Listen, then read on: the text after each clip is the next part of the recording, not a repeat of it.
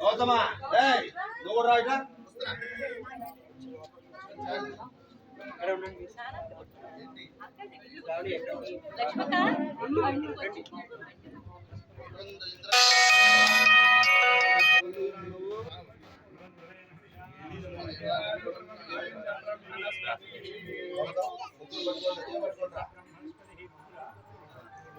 అరే చిన్న పండితురా ఇది పట్టు చెప్పండి బాబు మీరు చెప్పండి వీళ్ళ ముగ్గురికి చెప్పండి చరిత చరిత బ్రహ్మ బ్రహ్మ చరియో చరియో కృత కృత చతుష్టయః కాశీ యాత్రాం గమిష్యామి అనుజ్ఞాం దేహి మే శుభం. అంటే మీరు ఏం చెప్తున్నారంటే ఇప్పటిదాకా బ్రహ్మచర్యంలో ఉన్నటువంటి ఆజ్ఞేయ బ్రహ్మచర్య వ్రతాన్ని పూర్తి చేసుకొని వైష్ణదేవాలకై నేను కాశీయాత్ర వహించుకున్నాను. నిత్యనుజ్ఞాం ప్రాప్య. ఇక్కడేమో భావమూర్తులు కాళ్ళు కడుగుతారు. కాళ్ళు కడిగి అయ్యా వివాహానికి మీరు ఉండండి అని చెప్తారు.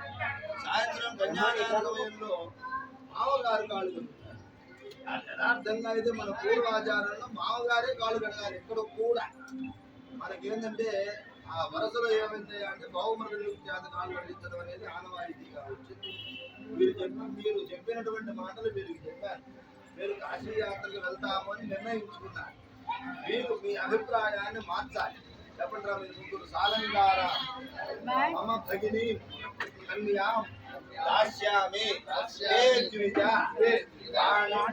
గృహీత్వా సాకినిస్త్వా సక్షస్వ సక్షమతు గృహం. ఏమండి బావగారు మా చెల్లెలిచ్చి వైభవంగా వివాహం చేస్తాం.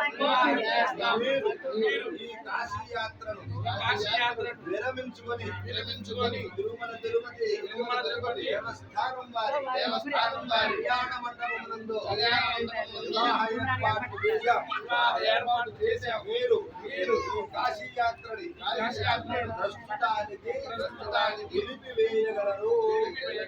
ఏమన్నారు? కాశీ యాత్ర వెళ్తారా? కన్విన్స్ అయినారా లేదా? ఆయా బెల్లం మొక్కలు తెచ్చారు.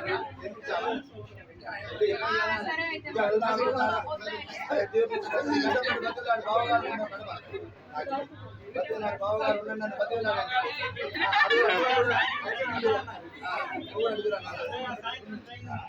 ముగ్గురు పట్టుకొని నోట్ల బెల్లం చిన్న ముక్క సహాయం చేయండి.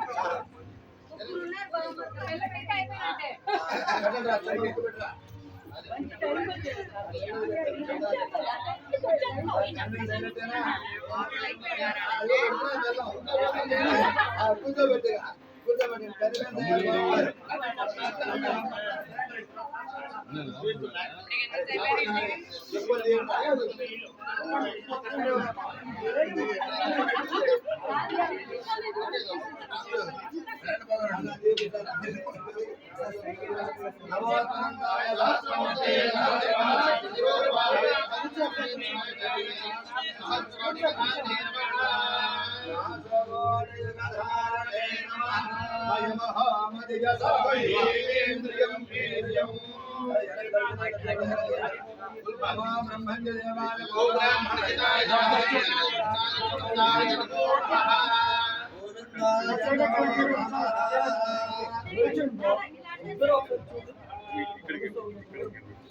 గోవిందాయ నమో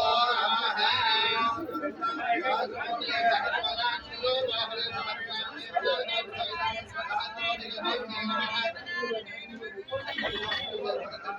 చక్కగా దూడవండి.